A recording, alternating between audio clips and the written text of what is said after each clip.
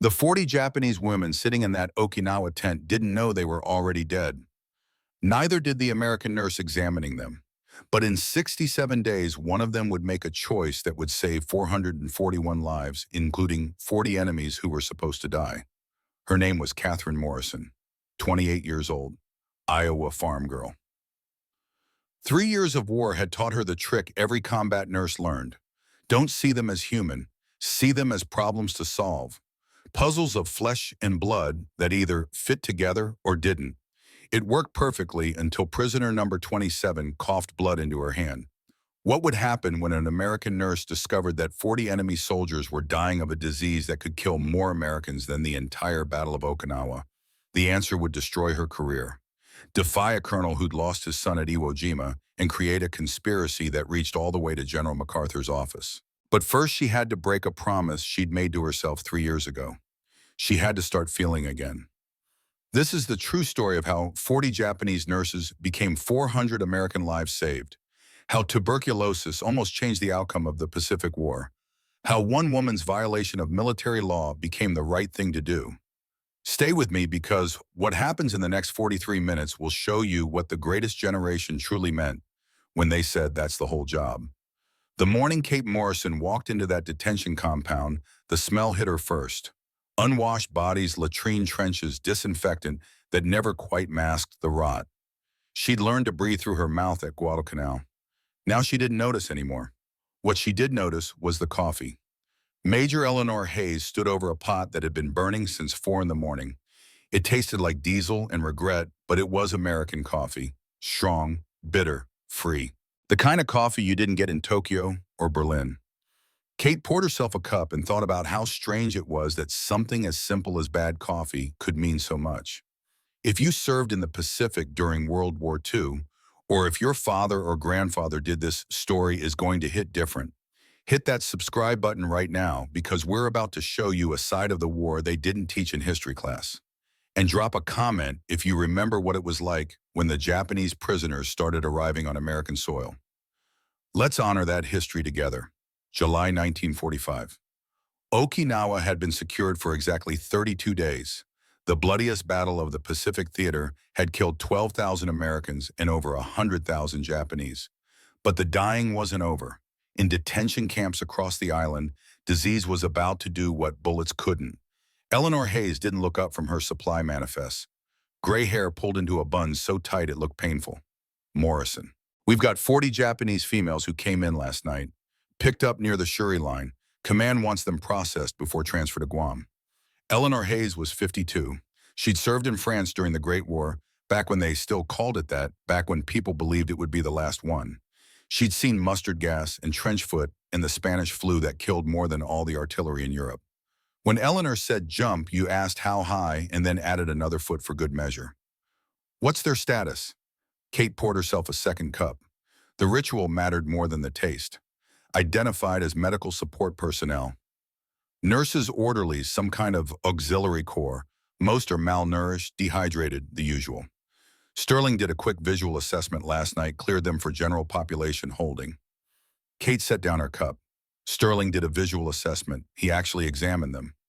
Eleanor's mouth twitched the closest she ever came to a smile. He looked at them through the fence and said they weren't bleeding to death. You know how he is about female patients, especially enemy ones. The Okinawan sun was already brutal at 7 in the morning. Kate felt sweat trickling down her spine under her uniform as she walked toward the detention compound. The island smelled like coral dust and diesel fuel. Nothing like Iowa, nothing like home. Private Sarah Kimura was waiting and looking uncomfortable in her uniform. 22 years old, dark eyes that held too much knowledge for someone who should still be in college. Her parents had been born in Kyoto, immigrated to Los Angeles in 1920, built a small grocery store. Then came December 7th, 1941. Morning lieutenant. Sarah's salute was crisp, almost defiant. She'd learned to overcompensate, to be more military than the soldiers, more American than the Americans. Kate returned the salute. At ease, Private. Have you been briefed 40 Japanese female prisoners? Medical examination. Full documentation. Standard procedure. Sarah shifted her weight. Can I ask something? Go ahead. Why didn't they use one of the male interpreters? Kawamoto or Sato? Kate had wondered the same thing. Hayes didn't say. Maybe she thought female patients would be more comfortable with female staff. Or maybe she knows the men would be less sympathetic. Sarah's voice went flat. My cousin died at Manzanar. Tuberculosis. She was 16. The camp doctor said she had a cold, told her to rest. By the time they moved her to the hospital barracks, it was too late. What Sarah didn't say, what Kate didn't know yet. Tuberculosis was killing more prisoners of war than combat injuries. In camps across the Pacific and detention centers from California to Texas, the disease was spreading, and 40 women in an Okinawa tent were about to become patient zero for an epidemic that could change everything. They walked toward the detention area in silence. Kate thought about offering comfort, but comfort was a luxury nobody could afford. Instead, she picked up her medical bag and headed toward the compound, toward 40 women who didn't know they were dying, toward a choice that would define the rest of her life. The detention area was surrounded by 2 fences, each topped with barbed wire separated by a 10-foot no-man's land that sentries patrolled every 15 minutes.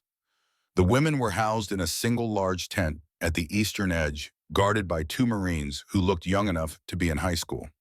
The younger Marine, his name tape read. Walsh glanced at Sarah with barely concealed suspicion. Private Danny Walsh, 19 years old, Irish Catholic from Boston. He'd been on Okinawa for 6 weeks and still flinched at loud noises. Does she speak English, ma'am? His Boston accent thick enough to cut. Private Kimura is your superior officer, Marine.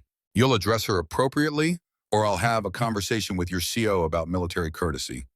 Walsh's face went red. Yes, ma'am. Sorry, ma'am. Inside the tent, 40 women sat in silence. They'd arranged themselves in precise rows despite the absence of any furniture. Back straight, hands folded in laps, eyes fixed on nothing. Most wore the remnants of military-style uniforms, gray or khaki, many torn and stained. Some were barefoot. Their ages ranged from late teens to mid-30s, but they all wore the same expression. Carefully controlled terror. Kate had seen that look before. On Marines waiting for artillery to stop. On civilians pulled from bombed-out buildings. It was the look of people who expected to die and were trying to maintain dignity while they waited. Tell them I'm a nurse. Tell them I'm here to check their health, not to hurt them. Sarah spoke in rapid Japanese. None of the women moved. None of them looked up. Try again. Tell them this is required by military regulation, but I'll be as quick and gentle as possible. Sarah repeated the message. Still nothing. Then from the back row, one woman stood. She was older than most of the others. Mid-20s, Kate estimated, with short hair and a bearing that suggested rank. When she spoke, her English was clear and unaccented. I am Sergeant Yuki Nakamura, Japanese Army Nursing Corps. These women are under my supervision. We will cooperate with your examination. Kate blinked. You speak English. I studied at missionary school before the war. I can translate if it helps your work proceed more efficiently. Yuki's face was carefully neutral, but her hands trembled slightly. May I ask what will happen to us after the examination? Kate met her eyes. You'll be transferred to a larger facility. Beyond that, I don't know. Have any of you been examined by a doctor since your capture? A man looked at us through the fence last night. He did not enter. Sterling. Of course.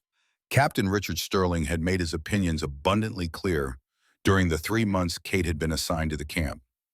Women were distractions. Enemy women were security risks. Enemy women who might need medical attention were someone else's problem. He was a brilliant surgeon. Kate had watched him reconstruct a Marine's face after a grenade blast with the kind of precision that belonged in a teaching hospital. But his bedside manner made barbed wire seem welcoming. All right, I need to do individual examinations. Standard procedure. Temperature, blood pressure check for injuries or illness. Sergeant Nakamura, you're first. Yuki followed without hesitation, but Kate noticed the way her breathing had quickened. Behind the canvas screen, she stood at rigid attention. You can sit. This will be easier if you're not about to pass out. Yuki sat. Up close, Kate could see the signs. Dark circles under her eyes, cracked lips, skin with that papery quality of severe dehydration. Her uniform hung loose, suggesting recent weight loss. Kate pressed the stethoscope to Yuki's back. Deep breath. The lungs sounded clear. Heart rate elevated but regular. Another breath. Still clear. You can go back now. Yuki coughed. Quick. Almost suppressed. The kind of cough you try to hide during a quiet moment. She covered her mouth with her hand. How long have you had that cough? It's nothing. Dust from the roads. Kate had heard that before. Men with shrapnel in their legs claiming they'd twisted an ankle. Soldiers with sucking chest wounds insisting they just had the wind knocked out of them. The military taught you to minimize, to push through, to never admit weakness. Cough again. Deliberately this time. Yuki did. It was wet, productive, coming from deep in the chest. Kate moved the stethoscope to different positions, listening carefully. There. A slight crackling in the upper right lobe. Rails. Her stomach tightened. Night sweats, sometimes. Weight loss. Everyone loses weight in war. How much? Roughly 20 pounds. Maybe more. 20 pounds on a frame that probably started at 110. Kate looked at Yuki's neck, noticing for the first time the slightly swollen lymph nodes. Classic presentation. Textbook. Really. She sat back. The pieces were falling into place. Wet cough, night sweats, weight loss, lymphadenopathy, rails in the upper lobes. If I'm sick, will you treat me or will you let me die because it's more convenient? The question hung in the air between them, sharp and honest. Kate thought about all the easy answers. Protocol requires treatment. Geneva Convention mandates care. We're not barbarians, but they all felt hollow. I became a nurse to help people, not to choose who deserves to live. Something shifted in Yuki's expression, though Kate couldn't quite identify what. Then you are a better person than this war deserves. The second examination was Michiko Yamamoto, 34 years old, a teacher before the war pressed into medical service. Polite, cooperative. And when Kate asked her to breathe deeply, she heard the same crackling rails. Fever 100.1 degrees. Slightly swollen lymph nodes. Persistent cough she tried to suppress. The third was Reiko Tanaka, 23, a radio operator. Hostile, suspicious, refusing to make eye contact. Same symptoms. Fever 99.9 degrees. Same cough. Same rails. By the fifth examination, Kate's hands had started to shake. By the 10th, she was taking notes with mechanical precision, each entry identical to the last. Patient presents with low-grade fever, persistent cough, night sweats, recent weight loss, lymphadenopathy, rails in upper lobes. Patient, patient, patient. 40 variations of the same deadly pattern. When she examined number 12 Hanasato, 19 years old, barely more than a child, the girl coughed and blood speckled her hand. Not much, just a few drops. Enough. Kate stood up so fast the chair fell backward. Lieutenant Sarah jumped. I need to speak with Major Hayes now. Kate's voice came out strangled. She picked up her bag with hands that wouldn't stop trembling. Stay here. Don't let anyone leave this tent. Don't let anyone else enter. What's wrong? Kate looked at the 40 women sitting in their careful rows, waiting patiently to learn their fate. Most of them were already dead. They just didn't know it yet. Everything is wrong. She made it outside the tent before her knees gave out. She sat in the mud in the space between the fences, and for the first time in 3 years she cried. Not gentle tears, harsh, ugly sobbing that came from somewhere deep in her chest, somewhere she'd locked away the day she decided feeling was too dangerous. The Marine stared at her. She didn't care. Sarah found her 5 minutes later. She sat down in the mud beside her, not speaking. Just present.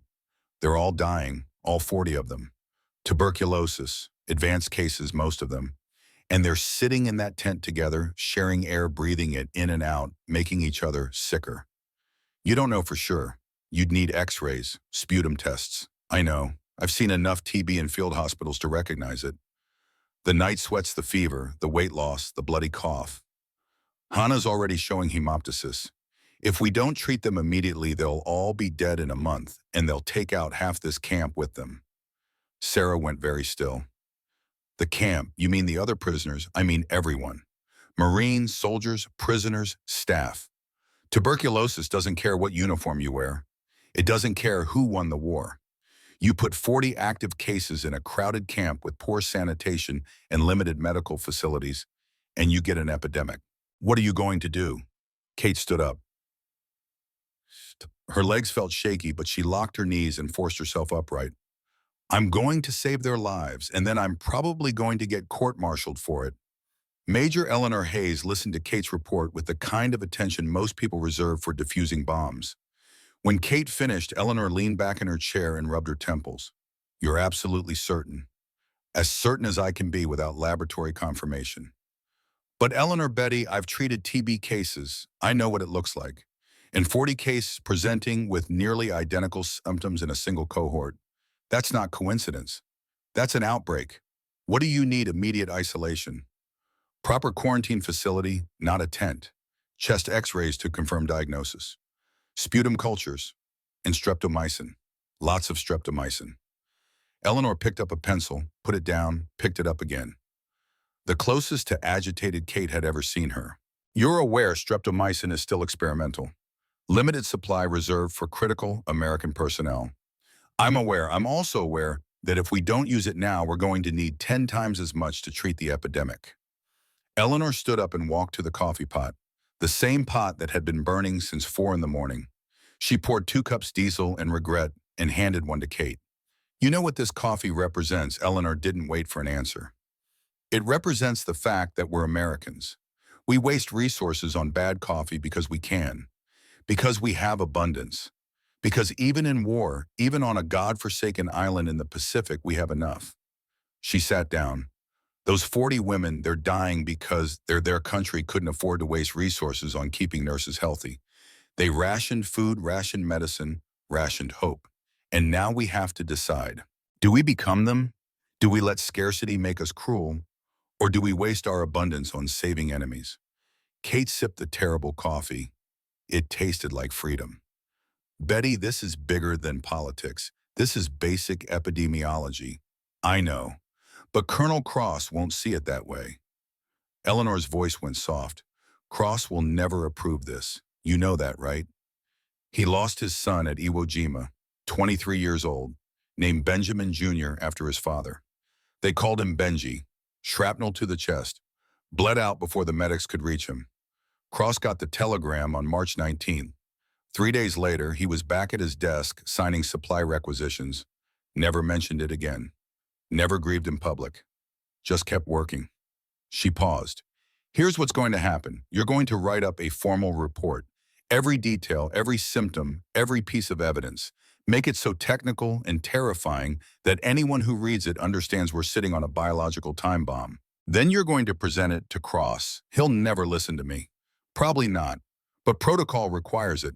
And when he refuses, we'll have documentation showing we followed proper channels. Then I'll take it higher. Eleanor smiled. It was not a pleasant smile. You've been thinking about this. I've been thinking about nothing else since I left that tent. All right, get those women isolated. Use the old surgical tent on the north end. Post guards, no one in or out without protective equipment. And Kate, yes ma'am, prepare yourself for a fight because this is going to get ugly. Colonel Benjamin Cross kept his office at exactly 68 degrees regardless of the Okinawan heat outside.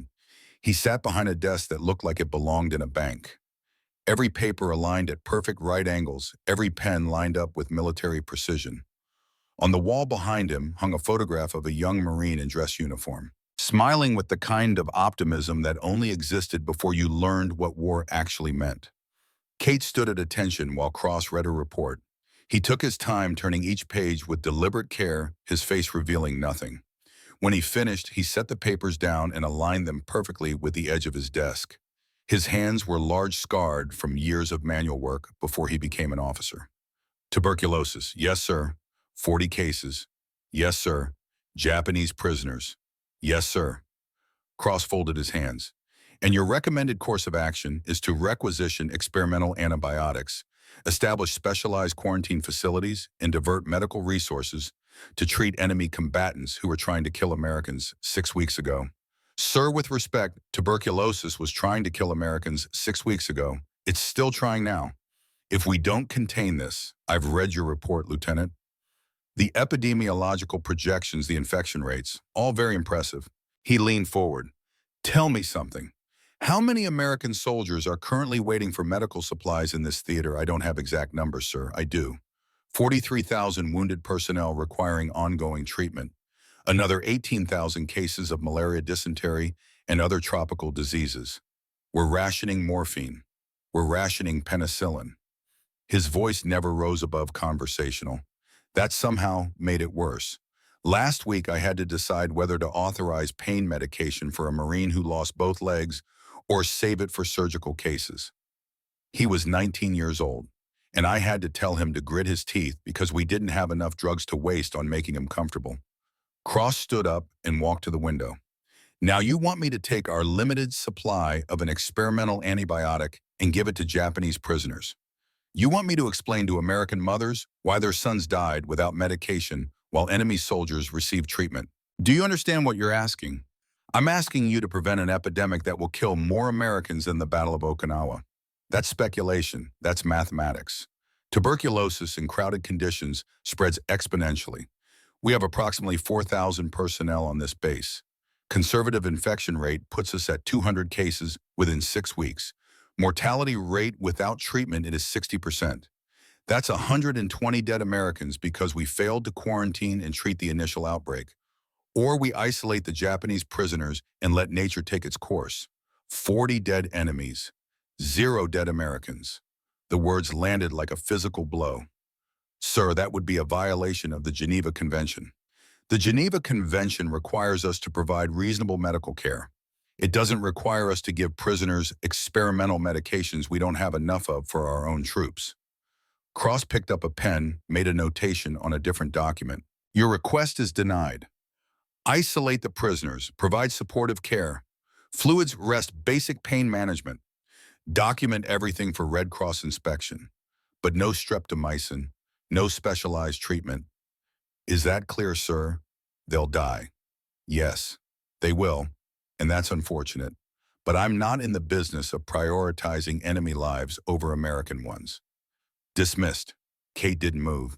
3 years of military discipline warred with 3 years of medical training. Colonel, if I may speak freely. You may not. Dismissed, Lieutenant. She saluted. It took everything she had. Outside Cross's office, Kate found Captain Richard Sterling waiting. Arms crossed, expression smug. Let me guess. No. You knew he would. Of course I knew. Anyone with half a brain knew. Sterling fell into step beside her. Look, Morrison, I get it. You're a nurse. You want to save everyone. Very noble. But this is war. People die. Enemy people die first. That's how it works. Those women are sick. Those women are combatants. They wore uniforms. They supported enemy military operations. They contributed to killing Americans. The fact that they're dying of disease instead of bullets doesn't make them any less responsible for what happened. Kate stopped walking. Is that what you tell yourself, that it's okay to withhold treatment because they're the enemy? I tell myself that I have a job to do, and that job is keeping American soldiers alive. Every gram of streptomycin I give to a Japanese prisoner is a gram I can't give to a Marine.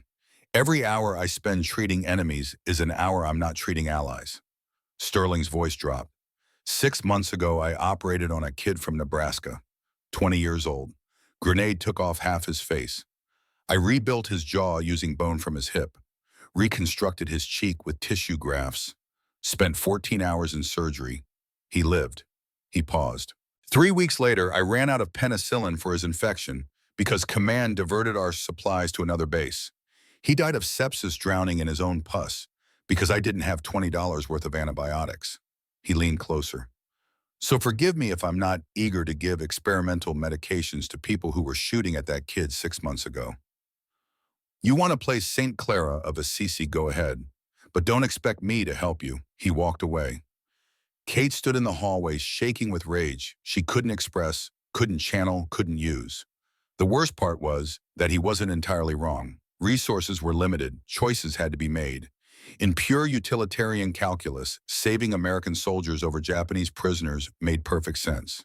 But calculus didn't account for the way Hanasato had tried to smile when Kate examined her, even though she was coughing blood. It didn't account for the careful dignity of 40 women sitting in precise rows waiting to die with as much grace as they could manage. It didn't account for the fact that disease didn't care about nationality and epidemics didn't respect battle lines. Kate had moved the 40 women to the old surgical tent, better than the detention compound. More space, better ventilation, actual cots. But it was still a death sentence without medication. She set up what quarantine protocols she could with available supplies. Surgical masks for anyone entering, separate eating utensils, isolation from general camp population. The women accepted the transfer with the same silent dignity they'd shown before. Yuki helped organize them, establishing sleeping arrangements, coordinating bathroom schedules, maintaining order. She moved like someone who'd been in charge before, who understood that leadership meant taking responsibility for the survival of everyone under your command. On the third night, Kate found her sitting outside the tent staring at the stars. She'd lost weight even in the few days since the examination. Her uniform hung looser, her face more gaunt. "You should be resting. I rest enough." The cough was getting worse. "Tell me something, Lieutenant. When you examined us, you knew immediately what was wrong." "Yes, no point in lying, and you reported it to your superiors." "Yes, and they refused treatment. They refused specialized treatment. I'm authorized to provide supportive care." Yuki smiled without humor. "Supportive care, a kind way to say let them die comfortably. My English is better than you think. I know what those words mean." Kate sat down beside her. It probably violated a dozen protocols, but she was already planning to commit career suicide. Sitting with a prisoner seemed minor by comparison.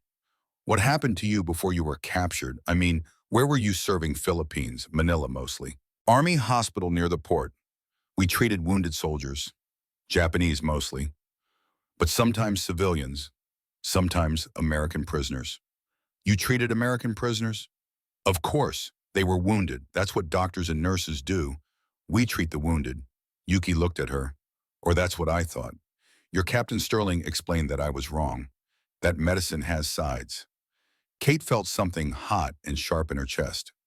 "Sterling is an overly rigid adherent to military protocol who has forgotten the Hippocratic Oath. Despite everything, despite the war and the disease and the death."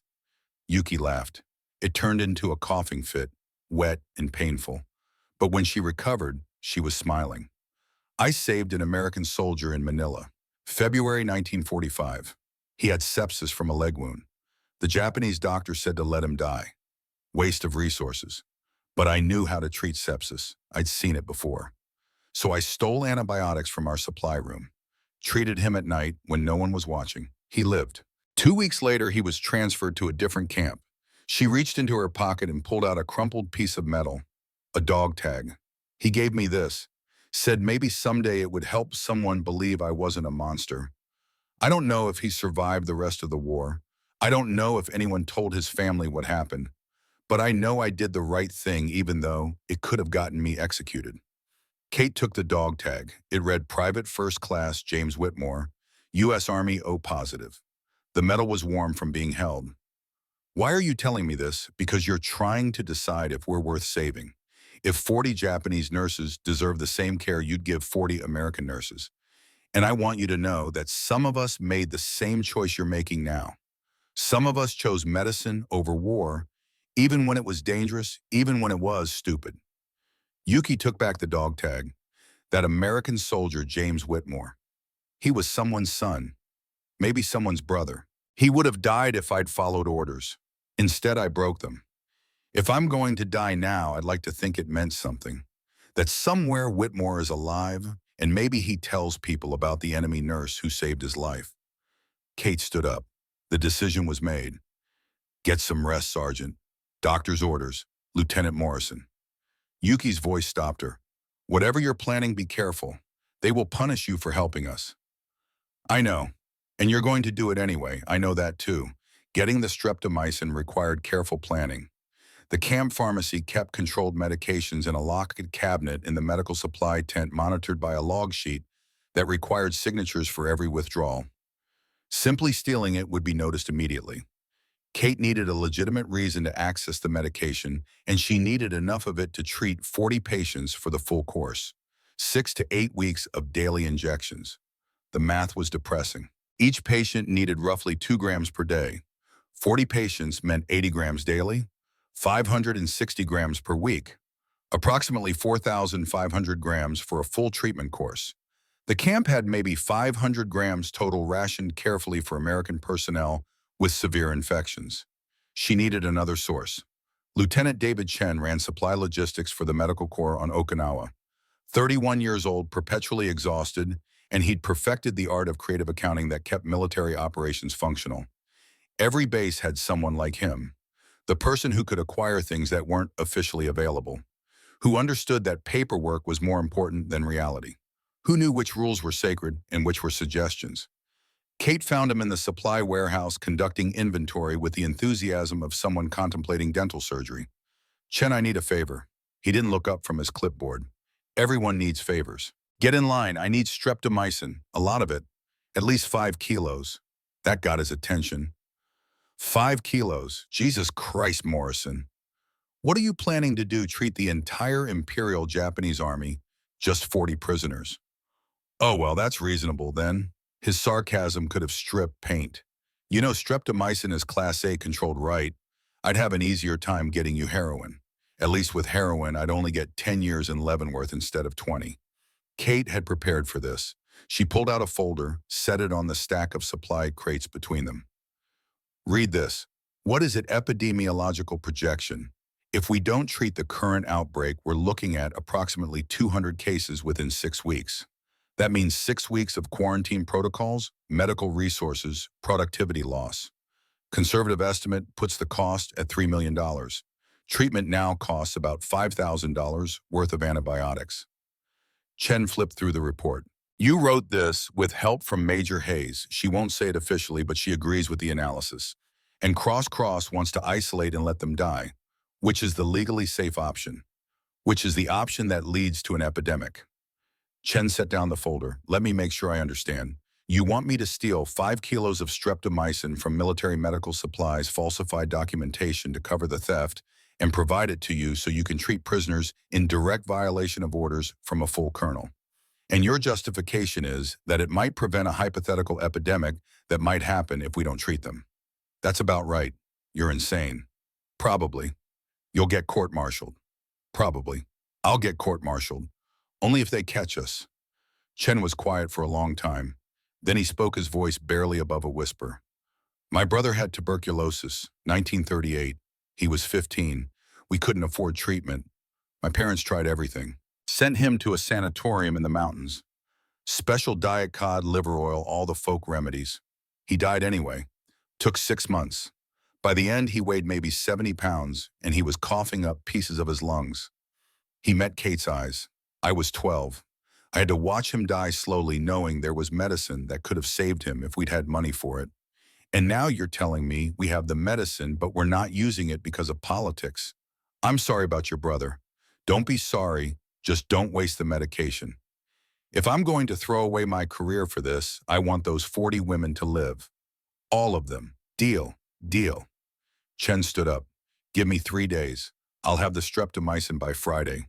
You'll need syringes, alcohol wipes, proper storage. I'll include those too. But Morrison, yeah, you're going to owe me the biggest favor in the history of the Pacific Theater. Name it. I haven't decided yet. But when I do, you'll do it. No questions, no hesitation. Whatever I ask, Kate thought about what she was promising. A blank check to a supply officer who had just agreed to commit theft. But 40 women were dying and she was out of options. Agreed. The lessons happened at night after official duties ended in the corner of the nurses' barracks where they were least likely to be overheard. Sarah wrote out phonetic pronunciations, made Kate repeat phrases until they sounded natural, explained the careful politeness Japanese required even in medical contexts. When you ask about symptoms, use nanika for something and arimasu ka for is there. So do you have fever becomes netsu ga arimasu ka. Kate repeated the phrase. Her accent was terrible, but Sarah didn't laugh. And if they say yes, hi means yes, IIE means no. But they might also just nod or shake their head. Body language works the same everywhere. What about explaining treatment? That's harder. Medical terminology is complex. Your best bet is to demonstrate and use simple words. Kusuri, medicine, shusha, injection, nonde kudasai, please drink. They practiced for 3 hours. Kate's pronunciation was terrible. Sarah winced frequently, but she could make herself understood. That would have to be enough. If you're watching this and thinking about the values that made America great, the belief that every human life has dignity, that medicine doesn't get to choose sides, that doing the right thing matters even when it's hard, then this next part is going to hit you right in the chest. Because what Kate Morrison is about to do will cost her everything, but it will save 441 lives. Hit that like button if you believe some rules are meant to be broken. And drop a comment telling us, would you have done what Kate did? Would you have risked your career to save 40 enemies? Let's talk about it. The streptomycin arrived Friday morning, hidden in a crate labeled surgical supplies perishable. Chen had included everything. Syringes, needles, alcohol prep pads, even a detailed instruction sheet on proper dosing and administration. Enough for 8 weeks of treatment with some buffer for complications. Kate waited until late evening after official duties ended and most personnel were in the mess tent or barracks. She loaded the supplies into her medical bag, added some legitimate items to make it look routine, and headed toward the quarantine tent. The guard on duty was Private Danny Walsh, young and nervous, the kind of soldier who followed orders precisely because thinking for himself was terrifying. Evening, Lieutenant, evening, Walsh. Just checking on the patients. Captain Sterling's orders say no medical treatment beyond supportive care, ma'am. I'm aware of the captain's orders. I'm here to monitor vital signs and ensure the patients are stable. Standard quarantine protocol. Walsh clearly wanted to argue but didn't have the authority. He let her pass. Inside the tent, conditions had deteriorated. Several women were feverish. Most were coughing. Hana Sato looked like she might not make it through the night. Yuki was moving between patients, providing water, offering what comfort she could with no medications. She froze when she saw Kate's bag. Sergeant Nakamura, I need your help. What kind of help? Kate sat down the bag and pulled out a vial of streptomycin, the kind that might get both of us executed. Can you administer injections? Yuki stared at the vial. You got it, the medication. But your colonel refused. I didn't ask the colonel. I'm asking you. Can you help me, or do I need to treat all 40 patients myself for the first time since they'd met? Yuki smiled, a genuine smile. I can help. What do you need? They worked through the night. Kate showed Yuki the proper dosing. 1 gram twice daily for adults adjusted for weight. They started with the most critical cases. Hana first, then 3 others who were showing signs of advanced disease. The injections had to be intramuscular, deep in the gluteal muscle, rotated between sides to prevent abscess formation. The women endured it stoically. Most didn't ask questions. A few thanked Kate in soft Japanese. One, Reiko Tanaka, the hostile radio operator, cried silently while receiving her injection, tears running down her face without sound. Why does she cry? Kate asked Yuki. She thought she would die. We all thought we would die. You're giving her hope. Sometimes hope is more painful than despair. By dawn, all 40 women had received their first dose. Kate showed Yuki how to store the medication properly, how to maintain the injection schedule, how to monitor for adverse reactions. This needs to continue every day for 6 to 8 weeks. I'll come when I can, but there will be times when I can't get away without raising suspicion. You'll need to handle some injections yourself, I understand. Yuki hesitated. Lieutenant Morrison, why are you doing this? You're risking everything, your career, your freedom, maybe your life. We're enemies. We're supposed to be beneath your concern. Kate packed up her bag. She was exhausted, wired on adrenaline and fear, and the question deserved a better answer than she had. My father was a doctor, small town in Iowa, population maybe 3,000. He treated everyone, farmers, shopkeepers, even the homeless men who rode the rails during the Depression. When I was 16, someone asked him why he'd spend hours treating a vagrant who couldn't pay when he had paying patients waiting. You know what he said? Yuki shook her head. He said, because that man is sick and I'm a doctor and that's the whole job. No politics, no economics, no judgment. Just medicine. Kate shouldered her bag. I spent 3 years forgetting that. Letting the war turn patients into problems, people into statistics. But when I examined you and the others, I remembered. That's the whole job. And I've been doing it wrong. She left before Yuki could respond. Outside, the sun was rising over Okinawa, turning the sky shades of pink and gold. that had no right to be that beautiful in a place that had seen so much death. Walsh was still at his post, looking exhausted. "Everything okay in there, Lieutenant? Everything's fine, Private D. Just monitoring vital signs." She made it back to the nurse's barracks, collapsed onto her cot, and slept for 3 hours before Eleanor shook her awake. "Morrison, we have a problem." Kate sat up instantly alert. "What kind of problem?" "The kind where Captain Sterling has questions about why you're spending so much time in the quarantine tent. The kind where Colonel Cross is demanding a full report on the status of the Japanese prisoners. The kind where if you've done what I think you've done, we're both going to end our careers in spectacular fashion." "Betty, I don't want to know." Eleanor's voice was carefully controlled. "Officially, I don't want to know. Unofficially, tell me you were careful. I was careful. Careful enough that it won't be obvious. Careful enough that we have plausible deniability for at least a week. After that, when the patients start showing improvement, it's going to be impossible to hide." Eleanor sat down on the adjacent cot. She suddenly looked old, worn down by years of war and bureaucracy and impossible choices. "You know what's going to happen when they figure it out, court-martial, dishonorable discharge, possibly prison time. And you're okay with that." Kate thought about 40 women who would be alive when they should have been dead, about an epidemic prevented before it started, about choosing to be human in a situation designed to make humanity impossible. "I'm okay with it." Eleanor nodded slowly. "Then we better make sure you don't get caught. At least not until those women are well enough to be transferred. Once they're out of this camp, it becomes someone else's problem. Until then, we need to control the narrative." How? By giving Cross what he wants. A report showing that the Japanese prisoners are being properly isolated, provided with supportive care per Geneva Convention requirements, and pose minimal risk to camp personnel. Nothing about active treatment, nothing about antibiotics. Just a nice boring document that says everything is under control. You'd lie for me, I prefer to think of it as strategic omission. I'm not saying you're treating them. I'm just not saying you're not treating them. There's a difference. Eleanor stood up. "Write the report today. Make it thorough, technical, and deadly boring. I'll submit it to Cross with my endorsement. That should buy you a few weeks before anyone looks too closely. And when they do look closely, then we'll deal with it. But Morrison, when this falls apart, and it will fall apart, I'm going to deny knowing anything about it. I'll testify that you acted alone against orders without authorization.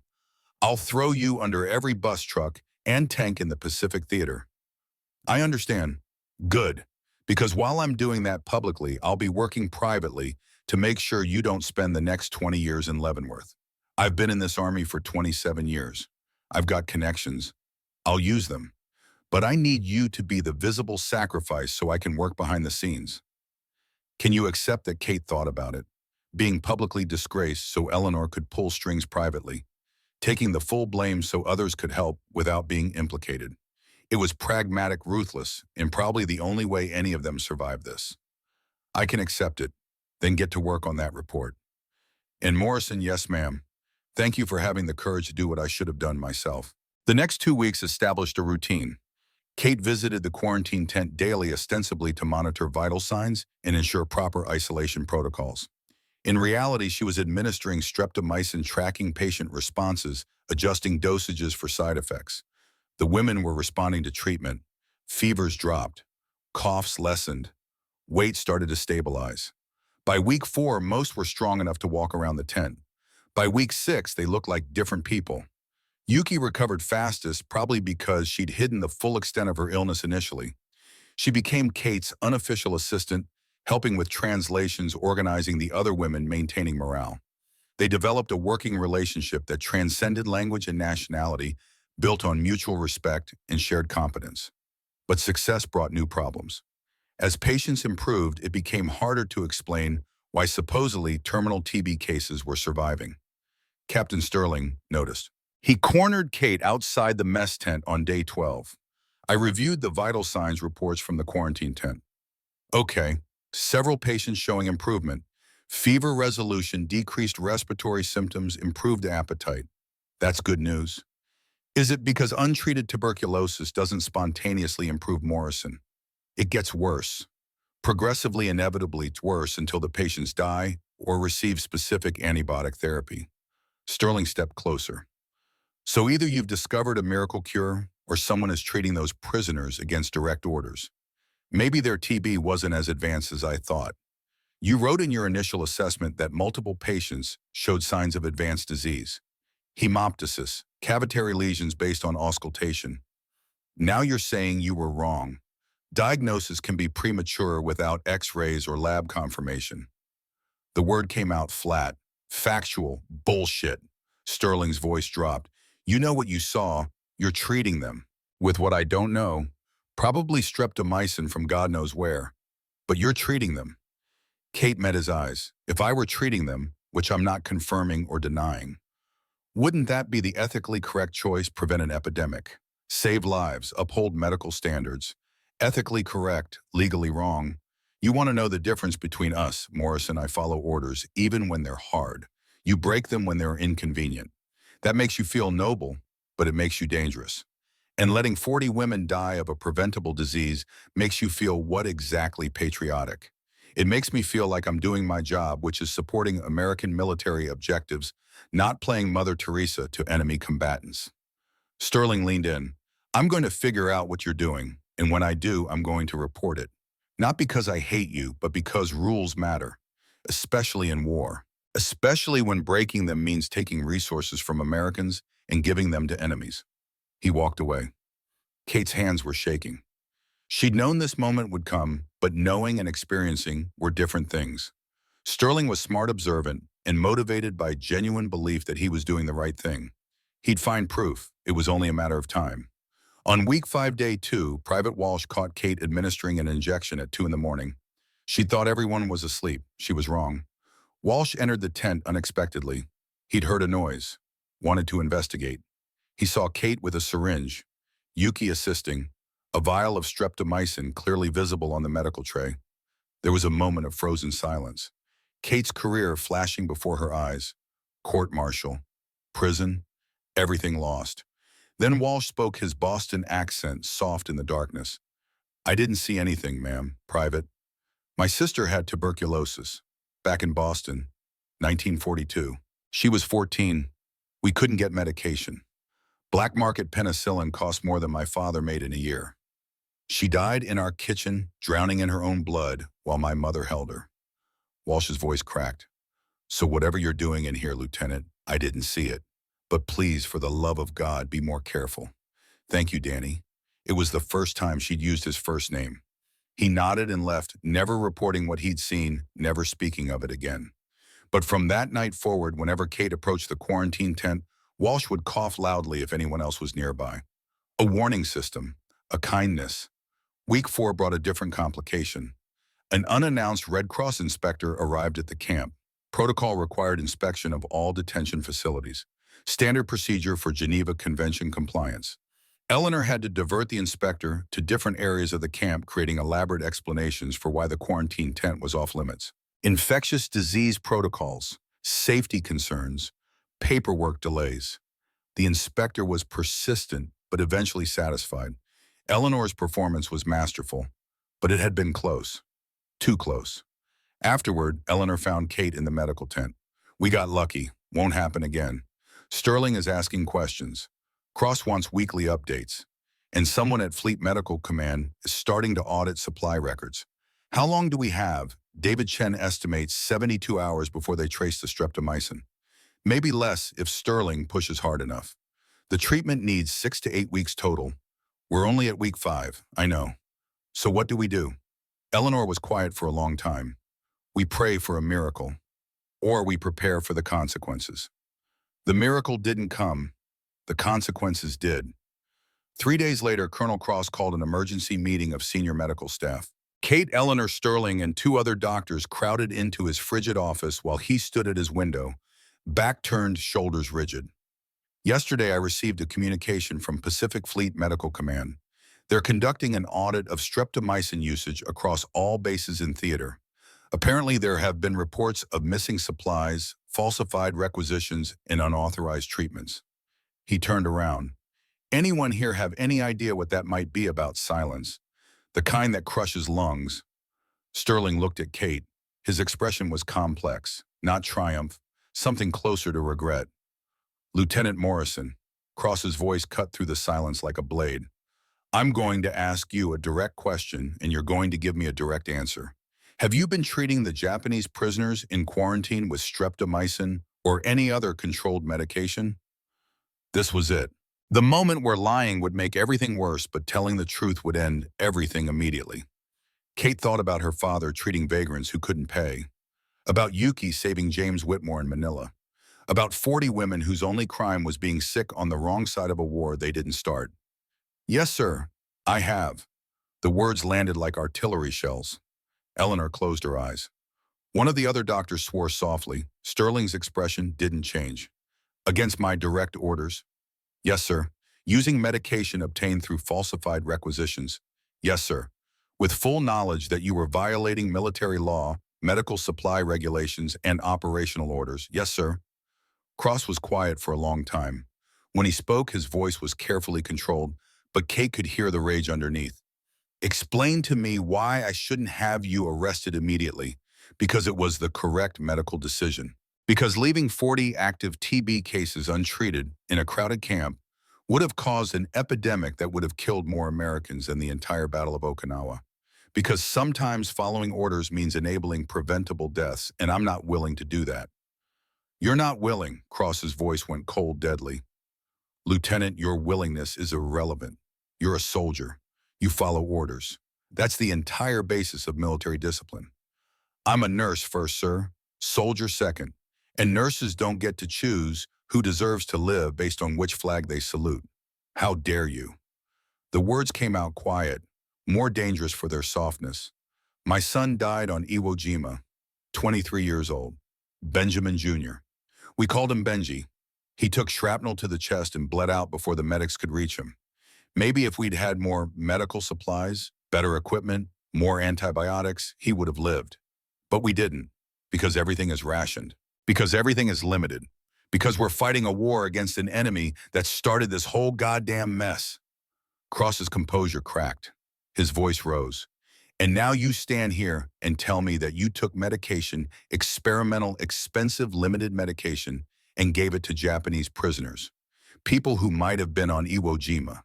People who might have killed my son. And you expect me to believe that was the correct medical decision? Kate's throat was tight. Sir, I can't imagine your loss. No, you can't. And you don't get to use my grief to justify your insubordination. He turned to Eleanor.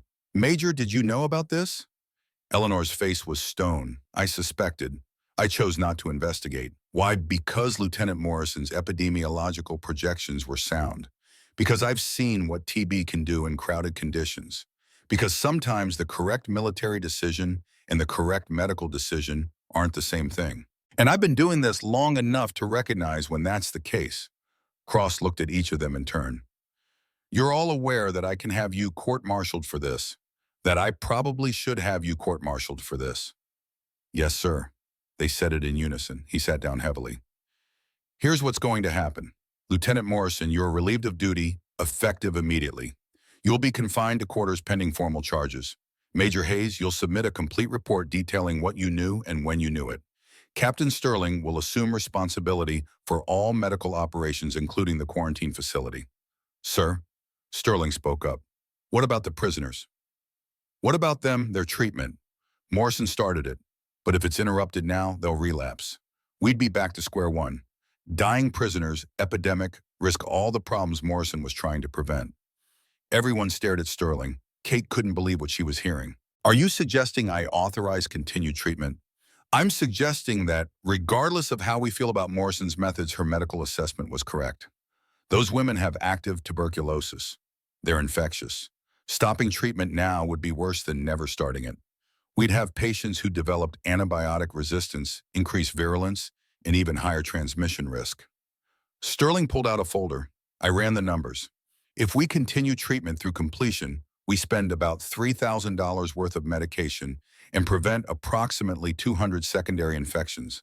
If we stop now, we'll spend 10 times that much treating the epidemic, plus productivity losses, quarantine costs, and potential mortality among American personnel. He paused. From a pure cost-benefit analysis, continuing treatment is the economically rational choice. Cross stared at him. You want to continue treating Japanese prisoners. I want to minimize American casualties and expenditure. The prisoners are just the vector. If they were infected rats, I'd advocate treating them too. It's not about compassion, sir. It's about math. Kate felt something shift in her chest. Sterling, arrogant, pragmatic rule following Sterling was arguing for her position. Not because he agreed with her morally, but because the number supported it. It shouldn't have mattered why. The result was the same. Cross rubbed his face with both hands. Get out, all of you except Hayes. I need to think. Outside, Kate turned to Sterling. Why did you do that? Because I'm a Dr. Morrison. I don't have to like you or agree with your methods to recognize when you're medically correct. He paused. And because my brother died of tuberculosis in 1932. If someone had broken rules to get him medication, he might still be alive. So I'm returning a favor to someone who never knew they gave it. He walked away before she could respond. Eleanor emerged from Cross's office 10 minutes later. He's making a call to Fleet Command, requesting retroactive authorization for the treatment, citing epidemic prevention and operational necessity. Will they approve it? I don't know. But there's a chance. If they do, you might avoid court-martial. If they don't, well, we'll cross that bridge when we come to it. Kate was confined to quarters for 3 days. A tent she shared with 3 other nurses, all of whom suddenly found reasons to be elsewhere. She lay on her cot, staring at the canvas ceiling, wondering if her career was over, if she'd end up in prison, if 40 women would survive or relapse when treatment was interrupted. On the 3rd day, Eleanor came to find her. Fleet Command approved it. Kate sat up so fast she nearly fell off the cot. What retroactive authorization for treatment of Japanese prisoners to prevent epidemic spread? They're calling it a public health measure rather than enemy care. Technically, you were still insubordinate for not getting authorization first, but the fact that you were medically correct gives them cover to avoid a full court-martial. So what happens now? You're officially reprimanded. It goes in your permanent file. You'll probably never get promoted again, but you keep your commission. You keep your license, and you get to finish what you started. Kate felt tears welling up. She'd been prepared for prison. A reprimand seemed impossibly light. What changed? Why did they approve it? Because someone at Fleet Medical reviewed Sterling's cost-benefit analysis and realized he was right. Because preventing an epidemic is cheaper than treating one. Because the Red Cross was starting to ask uncomfortable questions about mortality rates in detention camps. And this gives them a good story to tell. Eleanor smiled slightly, and because I may have mentioned to an old friend who works in MacArthur's office that we had definitive proof medical personnel were following proper disease containment protocols, which would look very good in press releases, you manipulated them. I prefer strategically informed. But yes, Eleanor's expression turned serious. You got lucky, Morrison. Very lucky. Next time you decide to save the world, clear it with command first. Yes, ma'am. Now get back to work. Those women still need 6 weeks of treatment, and you're the one who started this mess. You get to finish it. The next 6 weeks passed in careful routine. Kate administered streptomycin twice daily, monitored for side effects, tracked patient progress with meticulous documentation. The women responded beautifully. Fevers resolved. Coughs diminished. Weight stabilized and then improved. By week 8, most were strong enough to walk around the tent. By week 10, they looked like different people. By week 12, they were healthy enough for transfer. Yuki recovered fastest. She became Kate's unofficial assistant, helping with translations, organizing the other women, maintaining morale. They developed a bond that transcended the war, built on mutual respect and shared purpose. On the final day of treatment, Kate administered the last injections. 40 women, all alive or recovering, all scheduled for transfer to the main detention facility in Guam tomorrow. You saved us, Yuki said it quietly. They were outside the tent watching the sunset over Okinawa. We should have died.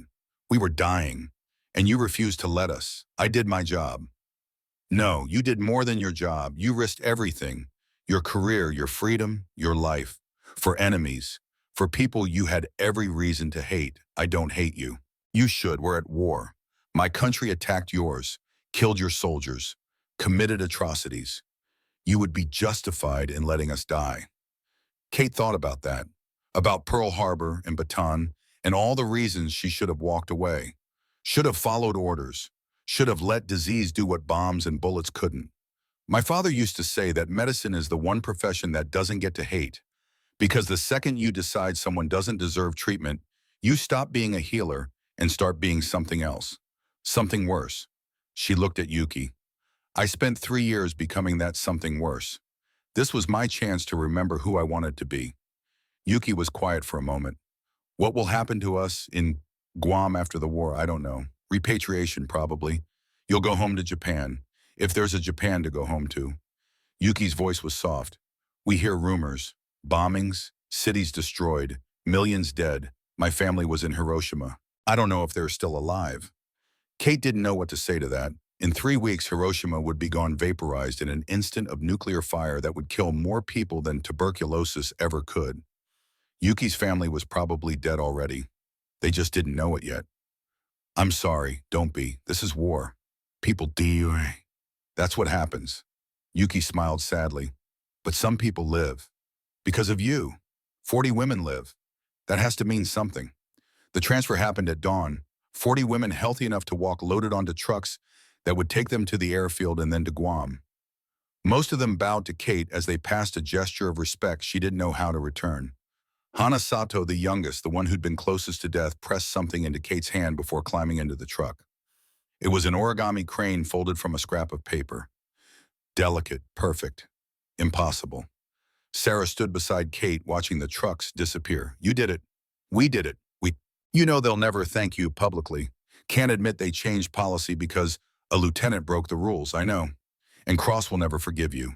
He'll make the rest of your service here as difficult as possible. I know that too. And the reprimand means you'll probably never make captain. Your career is effectively over. Kate looked at the origami crane. I watched 40 women survive a disease that should have killed them. I prevented an epidemic. I remembered why I became a nurse in the first place. If that's what ending my career looks like, I can live with it. They walked back toward the camp in comfortable silence. Above them, the sun rose over Okinawa, painting the sky in shades of gold and pink. In 3 weeks, the war would end. In 3 months, Kate would be shipped home to Iowa. In 3 years, she'd be working in a small rural hospital, treating farmers and shopkeepers and vagrants who rode the rails following in her father's footsteps. But in that moment, walking across a war-torn island while holding a paper crane, she felt something she hadn't felt in years.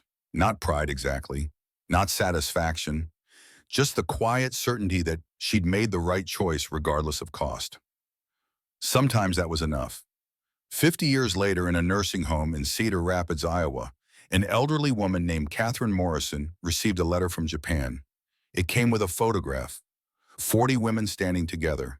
Many with children, some with grandchildren, a few with great-grandchildren. The letter, written in careful English, was signed by Yuki Nakamura. Dear Kate, we lived. All of us. We lived. It has been 50 years since Okinawa. 50 years since you risked everything to save 40 women who were supposed to be your enemies. I have wanted to write this letter for decades, but I did not know if you were alive or if you would want to hear from us. Then I found you. Modern technology is wonderful for old women seeking to thank angels from their past. I need you to know what happened after you saved us. We were transferred to Guam. We were treated well. Your country honored the Geneva Convention. When the war ended, we were repatriated to Japan. We came home to a devastated country. My family in Hiroshima, they did not survive the atomic bomb. But I survived. Because of you. We all went home. We rebuilt our lives, we married, we had children. Those children had children, and now some of us have great-grandchildren. The photograph shows our reunion last year. 38 of us are still alive. 2 passed peacefully in old age surrounded by family. That is 38 more than should have survived Okinawa. Our children know the story. Our grandchildren know your name. They know that an American nurse chose to see us as human when it was easier not to. That she risked everything, career freedom, life itself, because she believed medicine doesn't get to hate. I still have Private Whitmore's dog tag. I found him, you know. In 1952, he was alive, living in California, married with 2 children. I wrote to him. He wrote back. We corresponded until he died in 1987. He told his children about the enemy nurse who saved him in Manila. I told my children about the American nurse who saved me in Okinawa. Our stories are connected now, forever. You saved 40 lives that summer in Okinawa, but you saved more than that. You saved our futures. Every child born to us, every grandchild, every great-grandchild. They exist because you chose compassion over convenience, humanity over hatred. I do not know if you have children or grandchildren of your own, but if you do, please tell them this. Their mother, their grandmother was a hero, not because she followed orders, because she broke them for the right reasons. Thank you, Kate. Thank you from 40 women. Thank you from 127 children. Thank you from 216 grandchildren. Thank you from 58 great-grandchildren so far. Thank you from all of us who exist because you decided that being a nurse meant treating the sick, all of the sick, regardless of what flag they saluted. That was the whole job. And you did it perfectly. With eternal gratitude, Yuki Nakamura. P.S. Do you still have the origami crane Hana made for you? She is alive and well, a grandmother of 5. She wants to know if you kept it. Kate's hands trembled. Not from arthritis, from something deeper. The nurse found her crying, holding the letter, staring at the photograph of 40 women and 401 descendants. Mrs. Morrison, are you all right? Kate looked up, tears streaming down her face. I'm wonderful. For the first time in years, I'm wonderful. She went to her drawer beside the bed and opened it. Inside, carefully preserved, was a faded origami crane, 50 years old, paper-yellowed creases, deep, but still intact, still perfect, still impossible. She picked it up, gently held it in her palm and looked at the photograph. 40 women plus 401 lives, all because she'd chosen to do her job. Just her job. Nothing more, nothing less. The nurse brought her paper and pen. Kate's hands shook as she wrote arthritis, making the letters uneven, but the words came easily. Dear Yuki, yes, I kept the crane. It sits in my drawer where I can see it every morning when I wake. For 50 years, it has reminded me of the most important choice I ever made. Tell Hana that her crane is still perfect. Tell all of them that I think of them often. That I wondered if you survived, if you made it home, if the decision I made that summer mattered. Now I know. 441 lives. 441 reasons why breaking the rules was right. I do not have children of my own, but I have you. I have 40 daughters and 400 descendants I will never meet. That is enough. That is more than enough. Thank you for finding me. Thank you for letting me know that the whole job was worth it. With love across 50 years and 6,000 miles, Kate. She sealed the envelope, addressed it to Tokyo, and gave it to the nurse to mail. Then she picked up the origami crane one more time, held it to her chest, and closed her eyes. Somewhere in Japan, 40 women were alive. Their children, their grandchildren, their great-grandchildren, all because one nurse remembered what her father taught her in a small Iowa town a lifetime ago. Medicine doesn't get to hate. Rules exist to serve humanity, not replace it. That man is sick. I'm a doctor. That's the whole job. She whispered it to herself, to the crane, to the photograph, to the memory of 40 women waiting to die with dignity in an Okinawa tent. I was a nurse. They were sick. That was the whole job. And I did it perfectly.